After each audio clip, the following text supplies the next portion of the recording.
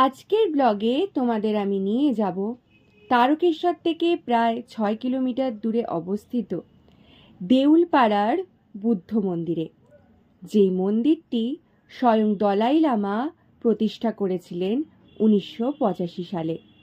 এই মন্দিরের একটা বিশেষত্ব আছে।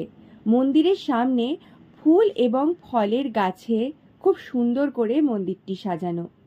হলুদ রঙের দেওয়ালে পুরনো আভিজাত্যের ছাপ কিন্তু সুস্পষ্টভাবে পরিলক্ষিত হয়।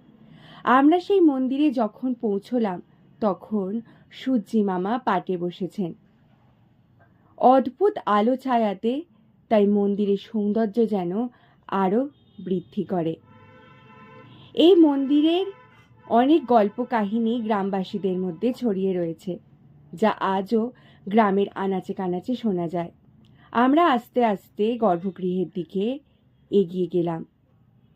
এই গর্ভগৃহে বুদ্ধদেবের বিভিন্ন জীবন কাহিনী, বিভিন্ন ছবি সুন্দর করে সাজানো রয়েছে। অনেক পুরনো মন্দিরটি বোঝাই যায়, আর রয়েছে বুদ্ধদেবের সেই শান্ত প্রশান্তিমূলক সততা পবিত্রতার মূর্তি। এরম আরও সুন্দর সুন্দর মিনি ব্লগ পেতে এই আইডিটা অবশ্যই তোমরা ফলো করে দিও। আজ আসি, টাটা।